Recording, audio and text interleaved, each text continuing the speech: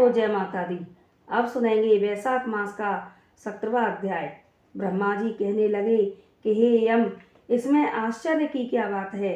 गुणवानों से ईर्ष्या करना दुख का कारण होता ही है। यह वैशाख मास भगवान को अति प्रिय है। इसके धर्मों को सुनने मात्र से अनेक पाप नष्ट हो जाते हैं। जो वैशाख धर्म का पालन करता है और उसके गुणों का गान करता है, उस पर भगवान प्रसन्न होते हैं। ब्रह्मा जी कहते हैं कि हे यम, उस राजा पर मेरा कोई प्रभाव नहीं, क्योंकि विष्णु के भक्तों का अशुभ करने की किसमें सामर्थ्य है। उनके भक्तों को जरा, मृत्यु, व्याधि आदि का कुछ भी भय नहीं होता। सेवक को स्वामी ने जिस काम के लिए नियुक्त किया है, जब तक उसमें शक्ति है किए जाए, और जब कार्य करने की शक्ति न हो तो स्वामी से निवेदन कर दे, उसी समय वह उर्ण हो जाता है और उसे कोई दोष स्वामी का कार्य न करने का नहीं लगता। अपना कर्तव्य कार्य करने में प्राणियों को कोई दोष नहीं लगता। हे यम, तुम इस कार्य के करने में असमर्थ हो तो तुम्हारा क्या दोष है। जब ब्रह्मा जी ने ऐसा कहा तो यम अत्यंत दुखी होकर अश्रुपात करने लगे तथा अत्यंत दीन वाणी से बोले कि हे पितामह, आपकी सेवा से मुझको सब कुछ मिल गया। अब मुझे अपने काम पर जाने की तब तक इच्छा नहीं है जब तक भूमंडल पर यह राजा राज्य करता है। जब तक इस राजा को इस कार्य से मैं चलायमान नहीं कर देगा, मुझको विश्राम नहीं प्राप्त हो सकता। आप मेरे इस कार्य को सिद्ध कर दीजिए, तभी मैं फिर शासन कर सकता हूँ। यम की यह बात सुनकर ब्रह्मा जी सोच में पड़ गए। थोड़ी देर विचार करके ब्रह्मा जी यम को समझाते हुए बोले कि हे यम, इस वैष्णव धर्म में परायण राजा का निग्रह तू नहीं मानता तो चल विष्णु भगवान के पास चलते हैं। जैसी वह आज्ञा करेंगे वैसा ही किया जाएगा। ऐसा कह ब्रह्मा जी यम को साथ लेकर क्षीर सागर में गए और निर्गुण रूप परमेश्वर अद्वितीय पुरुषोत्तम भगवान की सांख्य योग से स्तुति करने लगे। इस प्रकार इसकी स्तुति पर श्री विष्णु भगवान प्रकट हुए और गंभीर वाणी से कहने लगे कि तुम्हारे आने का क्या कारण है। क्या तुम राक्षसों द्वारा सताए गए हो। यम का मुख मलिन और कंधे झुके हुए दिखाई देते हैं। तब ब्रह्मा जी कहने लगे कि हे प्रभु, राजा कीर्तिमान की आज्ञा अनुसार उनके शासन में सब मनुष्य वैशाख के धर्मों का पालन करके विष्णु पद को प्राप्त करते चले जा रहे हैं। इस कारण जब सारी यमपुरी खाली हो गई तो यम युद्ध करने के लिए राजा के पास गए और अपना दंड उठाकर राजा को मारने लगे तो आपके सुदर्शन चक्र ने इसको परास्त कर दिया। अब यह दुखी होकर मेरे पास आए हैं। हम आपके भक्तों को दंड देने की सामर्थ्य नहीं रखते हैं, इसलिए आपकी शरण में आई हैं। अब हे महाप्रभु, आप राजा को दंड देकर यम की रक्षा कीजिए। ब्रह्मा जी की यह बात सुनकर भगवान कुछ हंसकर कहने लगे, हे ब्रह्मा जी, यम, मैं लक्ष्मी जी अपनी देह और प्राण भी त्याग सकता हूँ। श्री बक्स कौस्तुभ मणि तथा वैजंती माला का त्याग कर सकता हूँ। श्वेत दीप, वैकुंठ, क्षीर सागर, गरुड़ और शेष को भी छोड़ सकता हूँ, परंतु अपने भक्तों को नहीं छोड़ सकता। आप ही सोचिए, जिन्होंने मेरे लिए सर्वस्व त्याग दिया और अपनी आत्मा मुझ में ही लगा दी, मैं उनको कैसे त्याग सकता हूँ। फिर भी हे यम, मैं तेरे दुख को दूर करने का उपाय बतलाता हूँ। इस राजा की आयु मैंने 10,000 वर्ष की दी है, जिसमें 8,000 वर्ष बीत चुके हैं। अब 2,000 वर्ष की आयु और भोग कर वह मेरी सायुज्य मुक्ति को प्राप्त होगा।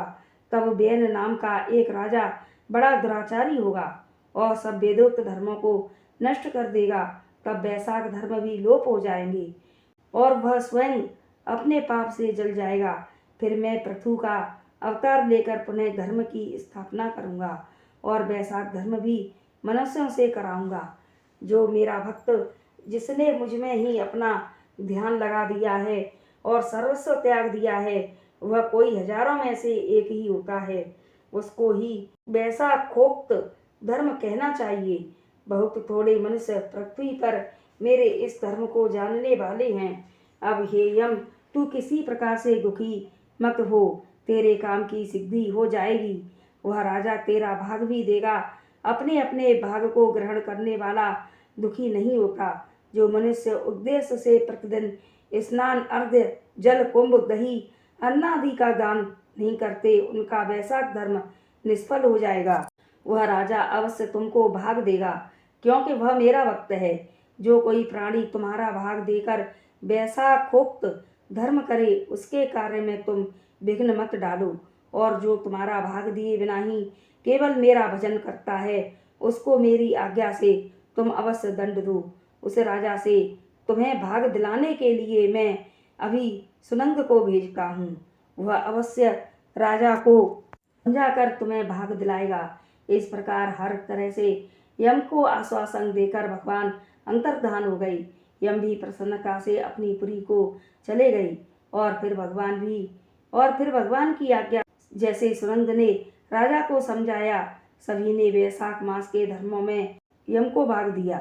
इसलिए वैशाख मास में प्रतिदिन यम के निमित्त स्नान, अर्घ्य आदि करना चाहिए, नहीं तो वैशाख के सब कर्म निष्फल हो जाते हैं। वैशाख की पूर्णिमा को सबसे पहले यमराज के निमित्त जल का घड़ा, दही तथा अन्नदान करना चाहिए। फिर पितरों और गुरु के निमित्त, पश्चात भगवान के निमित्त शीतल जल, दही, अन्न, तांबूल, दक्षिणा और फल कांसे के पात्र में रखकर भगवान के अर्पण करें। इस प्रकार राजा अपनी समस्त आयु को भोगकर अपने पुत्र पौत्रादि समेत वैकुंठ को चला गया। जब वह राजा वैकुंठ को चला गया तो बेन नाम का महापापी और नीच राजा हुआ। उसने सब धर्मों तथा वैशाख के धर्मों का भी लोप कर दिया। बोलो वैशाख मास की जय। बोलो लक्ष्मी नारायण भगवान की जय। वैशाख मास का 18वां अध्याय।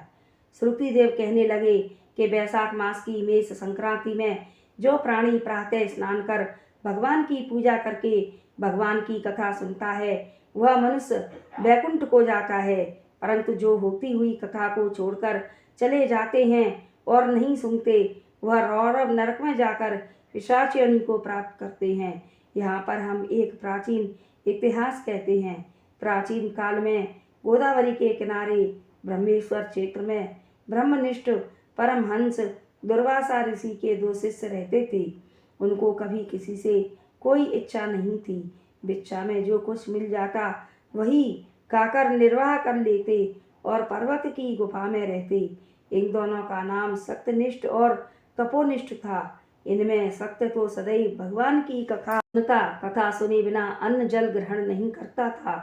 जो वक्ता रोग से पीड़ित होकर अपने घर कथा कहता तो यह कुएं आदि पर स्नान करके उसके घर जाकर ही कथा सुनता। कथा समाप्त हो जाने पर अपने नित्य नियम करता। जो मनुष्य इस प्रकार प्रेम से कथा सुनता है, वह जन्म मरण के बंधन से छूट जाता है। उसकी भगवान में सच्ची भक्ति उत्पन्न होती है तथा उसके समस्त दुख नाश हो जाते हैं। इस प्रकार वह सत्यनिष्ठ ऋषि उपनिषदों का भी यही निश्चय करके सदैव भगवान की भक्ति में तत्पर रहता था और सदा उनकी कथा श्रवण करता था। दूसरा जो तपोनिष्ठ था, वह अत्यंत दुराचारी एवं कर्मनिष्ठ था। वह न तो स्वयं कथा कहता न सुनता, अपितु होती हुई कथा को छोड़कर चला जाता कि कहीं तप में विघ्न न पड़ जाए। श्रोता और वक्ता के पास भी वह नहीं जाता था। बस दुर्बुद्धि इसी प्रकार अपना समय बिताता, न हरि कथा कहता न सुनता। जब वह मृत्यु को प्राप्त हुआ तो कथा के दुराग्रह से छिन्नकर्ण नाम वाला बलवान पिशाच समी के वृक्ष पर हुआ। वह अपने किए कर्मों का विचार करता हुआ भूख प्यास से दुखी होकर इधर उधर भटकता फिरता था। कदाचित वहाँ सत्यनिष्ठ भ्रमण करता हुआ उस पैठीन सीपुर में आ गया। मार्ग में दुख से पीड़ित छिन्नकर्ण नामक पिशाच को देखा तो वह भूख से आतुर बुरी तरह से रो रहा था। उसको देखकर सत्यनिष्ठ कहने लगा कि तुम कौन हो और तुम्हारी यह दशा कैसे हुई, यह सब कहो। वह बोला, हे प्रभु, मैं दुर्वासा का शिष्य तपोनिष्ठ नाम वाला यति हूँ। अपनी दुर्बुद्धि के कारण महात्माओं से विष्णु कथा कर्मों के लोप हो जाने के भय से कभी नहीं सुनी और ना ही कभी कथा सुनाई। इस घोर कर्म से मेरी मृत्यु हुई और छिन्नकर्ण नाम वाला पिशाच होकर इस वन में दुखी होकर भटकता फिरता हूँ। रास्ते में तुमको जाकर देखकर ऐसा प्रतीत होता है कि मेरे भाग्य फिर गए हैं। आज हरि मुझ पर प्रसन्न है जो आपने दर्शन दिए। इस प्रकार रोकर और त्राही त्राही ऐसा कहकर वह सत्यनिष्ठ के चरणों में गिर पड़ा। सत्यनिष्ठ को उस पर बड़ी दया आई। उसने अपने दोनों हाथ से उसको उठा लिया और वैशाख मास की कथा के क्षणभर सुनने का फल उसको दे दिया, जिससे उसके सब पाप नष्ट हो गए। इस प्रकार वह कर्मनिष्ठ अपनी पिशाच देह को त्याग दिव्य शरीर धारण कर विमान पर बैठ सत्यनिष्ठ को प्रणाम कर तथा परिक्रमा कर विष्णु लोक को चला गया। वैशाख मास की जय। बोलो लक्ष्मी नारायण भगवान की जय। तो भक्तों, यह था वैशाख मास का 18वां अध्याय। आप सभी को पसंद आए तो हमारे चैनल को लाइक, शेयर और सब्सक्राइब करें। जय माता दी।